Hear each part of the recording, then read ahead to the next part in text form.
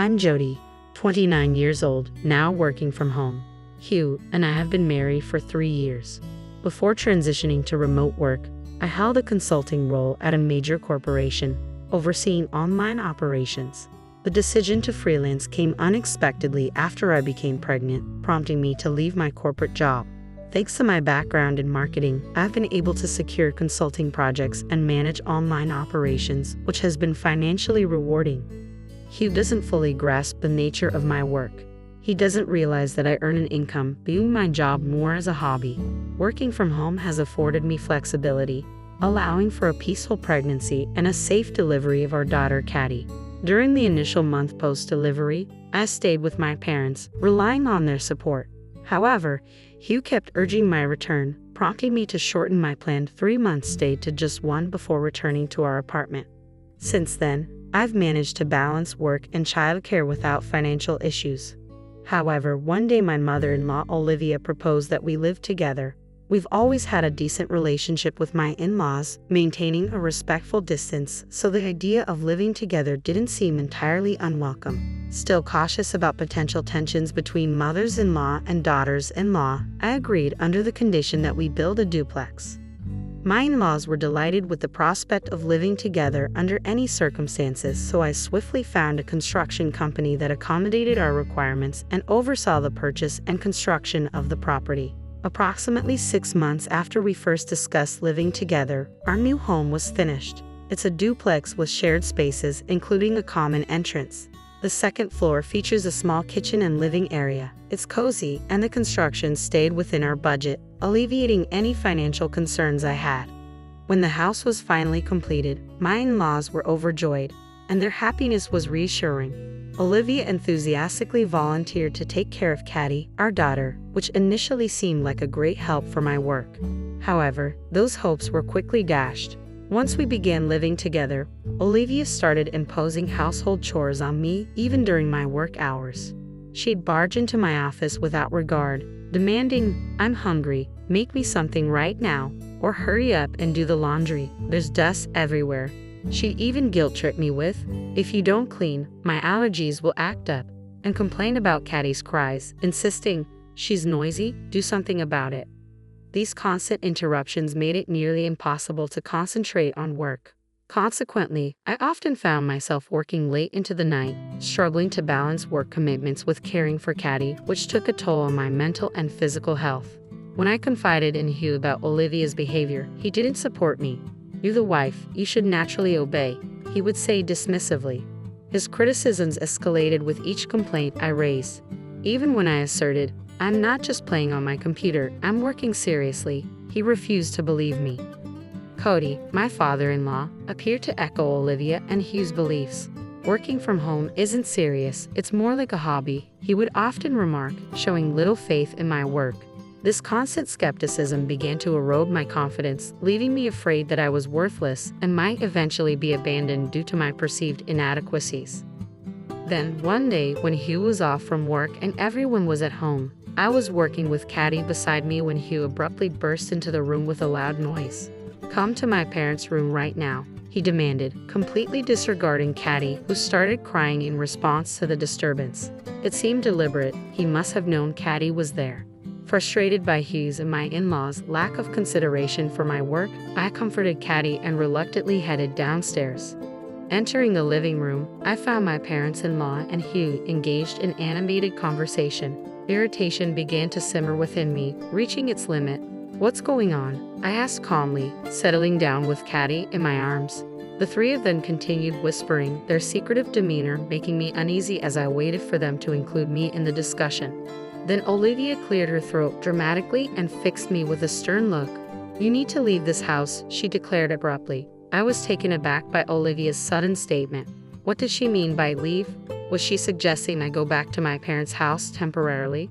"What do you mean?" I asked, trying to steady my voice as I stared back at her, searching for an explanation.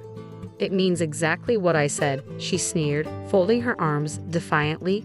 I glanced over at Hugh, hoping for some clarity, but he just kept smiling placidly. Is he out of his mind, or am I losing mine? I wondered silently. Determined to understand, I took a deep breath and calmly asked Olivia to explain her statement. Her eyes gleamed with a vindictive satisfaction, and she launched into a diatribe with a smile that mirrored Hugh's. Every day, you neglect the housework, let Caddy cry endlessly, and just waste your time playing with your computer and phone. I don't know if you're solely relying on Hugh's salary, but you never heed advice, acting like a parasite, Olivia continued, her laughter ringing out as if she found the situation amusing. I'm sorry if the housework isn't up to your standards, but I do the essentials. And Caddy is well taken care of, she's a calm child. I countered Olivia's accusations, trying to defend myself. I can't just abandon my computer and phone. I'm working, isn't that understandable? Hugh suddenly fixed me with a harsh glare. Are you cheating or something? He accused sharply. I stared back at Hugh, utterly bewildered by his unfounded accusation. Yes, Jody is cheating. Olivia chimed in, casting a disgusted glance in my direction. Shocked by their accusation, I protested vehemently. I'm not cheating. I can show you my phone right now. I reached for my mobile, eager to prove my innocence, but Hugh dismissed it with a scoff. Anyone can manipulate that. You can't be trusted. Really? Realizing arguing was futile, I reluctantly put away my phone. We don't need someone like you here. Parasites should leave immediately. Olivia continued her tirade. Get out quickly, she demanded. I began to consider leaving with my daughter as the only viable option. However, one critical reason held me back: the duplex house. I have financed it, attended countless meetings with the construction company, and meticulously overseen its design. I couldn't simply agree to leave so easily. Besides, the mortgage was still under my name, and I doubted whose salary alone could cover our living expenses. If I leave, my income goes too. Can you manage that? I challenged them, hoping to provoke some reconsideration. Hugh scoffed dismissively. What income? Don't be ridiculous. We've been living off my salary all this time. His cluelessness almost evoked pity from me. I sighed deeply and turned to Olivia. Dealing with Hugh is like handling a 6-month-old baby. Are you up for the task? He's demanding, needs his towels, underwear, and pajamas laid out after his bath, shoes polished daily, shirts impeccably ironed, suits deodorized and crease-free. If his morning coffee isn't perfect, he goes off like a volcano. I doubted Olivia could manage Hugh's high maintenance. I'm offering you a chance, I said, giving her an opportunity. I can do a better job than you, just playing around, she scoffed, dismissing my offer. Besides, if you leave, Hugh already has someone else in mind. Olivia added smugly, revealing something I shouldn't have heard. Who? What does that mean? I didn't miss a beat, turning my gaze squarely on Hugh and Olivia. Olivia looked regretful and quickly glanced away. Hugh shot Olivia a stern look and whispered sharply, Why did you say that? Explain yourself. The reactions hinted that Hugh might indeed have another woman. I fixed a piercing gaze on Hugh, silently demanding an explanation. Uncomfortably, he began to speak. Apparently, for a few months now, I've been seeing a woman named Carol, Hugh admitted in a low voice. She's in her early 20s, and she was smitten with me from the start, during a business encounter. After she made her feelings clear, we started dating. Carol is beautiful, poised, and has a great personality, he added with a laugh. I found it hard to believe, considering Hugh's appearance. I couldn't imagine such a young woman being interested in him. Half skeptical, I asked Hugh for proof, thinking, if this is true, I need to secure some kind of compensation.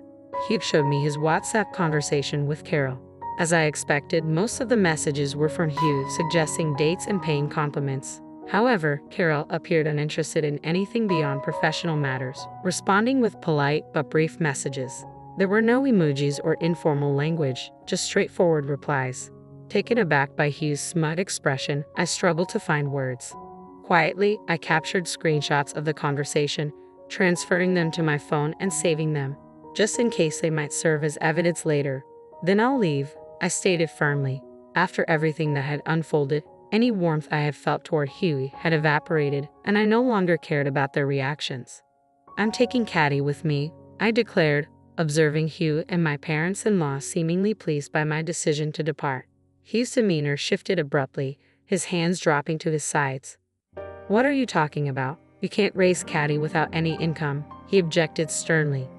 Leave Caddy here. Don't be irrational, my parents-in-law chimed in, failing to grasp why I insisted on taking her with me. As far as I'm concerned, I see no reason to leave my daughter in this situation, I argued firmly. I have my own income, and I can't leave her with people who can't adequately care for her. When Caddy grows up, she'll work hard, and I'll support her, I continued, trying to reason with them. Hugh interrupted with nonsensical remarks as I spoke, further frustrating me. Why would I leave Caddy? What kind of father does he think he is? My anger surged, fueled by Hugh's self-centered remarks, oblivious to the repercussions. He's even treating our daughter like a pawn. Fine then, let's settle custody in court. Get a lawyer ready. In the meantime, I'll take care of her. I knew arguing here would only escalate tensions with Hugh and my parents-in-law. Confident in my decision, I resolved to proceed with legal action without hesitation. Once they acquiesced, I wasted no time in making preparations to leave. Over the next few days, I remained steadfast by my daughter's side, making necessary preparations. I reached out to the construction company that had built our house, laying out my situation in detail. I inquired about reputable real estate agents to sell the property. Nick, the company president, swiftly allied with me, ensuring they would manage everything. True to his word, they arranged a quick and lucrative sale, surprising me with the house fetching a higher price than anticipated, thanks to its recent construction, impeccable condition, and prime location. Simultaneously, they secured a suitable apartment for my daughter and me, mindful of my budget constraints but offering a great place at an affordable rate. I expressed my heartfelt gratitude and wasted no time in preparing for our move. Oh, have you already found a place? Olivia asked with a hint of amusement as I packed dishes in the living room. Yes, I replied curtly, seeing no reason to elaborate. We'll be quiet without you around, she remarked casually. Well, the one thing I'm grateful for is that you gave birth to Caddy, Olivia chuckled before walking away. Despite her unpleasant demeanor, I'd assessed the apartment.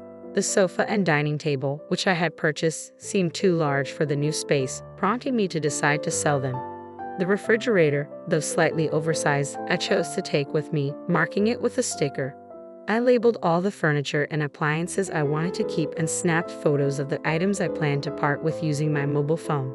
On the day of the move, I deliberately chose a time when Hugh and my parents-in-law were out. Hugh was at work, and the parents-in-law had been called away to a community event. Armed with the divorce papers Hugh had given me, I coordinated with the movers to relocate my belongings. I also arranged for the construction company to handle waste removal for the furniture and items I didn't plan to take with me. The move progressed smoothly, and within 2 hours, everything was done. A few hours later, I left the house with Caddy and began settling into our new apartment. While organizing things, the phone rang. It was Olivia. It was already 5 o'clock in the evening, and I had left before noon, so it seemed she had just realized what had happened. I answered the call cautiously. Jody, why is the house empty? Olivia's voice came through flustered and loud over the phone. Those things were mine. I got rid of what I didn't need. What's going on? Well, I bought them myself. I have receipts and other proofs of purchase, so there's no need for complaints, I stated with a laugh. Olivia seemed speechless, responding with nonsensical protests. Oh, and I've sold the house, so please vacate within a month, I added cheerfully. Olivia sounded even more surprised. Why would you do that? The house is in my name since I oversaw its construction and have been paying the mortgage. Olivia tried to argue, but I ended the call before she could say more. Afterward, I received numerous calls from my parents-in-law and Hugh, but I chose to ignore them all. My priority was swiftly settling the apartment for Caddy's comfort, leaving no room for distractions. I also sought legal advice, and all future communications were directed through my lawyer. Months passed, marked by persistent negotiations, and I successfully secured custody of Caddy. The reasons were straightforward. I had substantial financial stability, had been Caddy's primary caregiver, and my work-from-home setup allowed me to provide ample time and care. Hugh, who had presumed he would automatically gain custody, was stunned and bitterly exclaimed, "I never needed that girl anyway," storming off in frustration. Relieved to finally enjoy a peaceful life with my daughter, a sense of tranquility washed over me. However, my parents-in-law and Huey had yet to vacate the house. Uncertain of my next steps, I received a call from the president of the construction company. With resolve, I simply stated, "Please evict them." Understanding the situation, the president chuckled heartily and assured me, "Consider it done," before ending the call. I'm not sure how the president managed to persuade Hugh and my parents-in-law to leave, but it must have been quite a feat.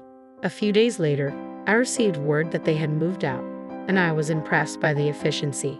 Even that brought a sense of relief to my heart. However, several months after the divorce, Hugh reached out to me. Why? By then, the divorce was finalized and my parents-in-law had mostly backed off, so I hadn't blocked his number. Yet, I immediately regretted not changing my phone number or maintaining the block. "Ah, it's been a while. I was just thinking maybe you were starting to miss me," he said.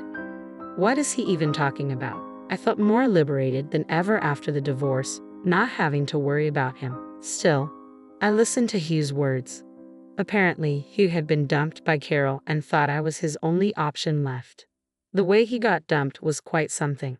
Right after our divorce, he went to Carol and said, "We could be together now." She responded very coldly, mistaking her professional demeanor at work for something more personal.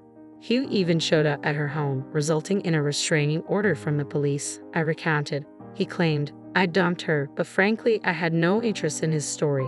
I hung up while he was still talking and promptly blocked him. I blocked all messages and later changed my phone number, starting fresh.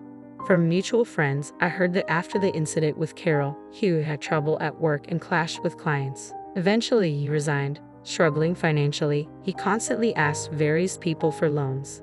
Perhaps my parents-in-law are looking after him, but with his modest income, it's unlikely he's leading a stable life. As for me, I'm living a fulfilling life with Caddy, focusing entirely on our present, which brings me immense happiness.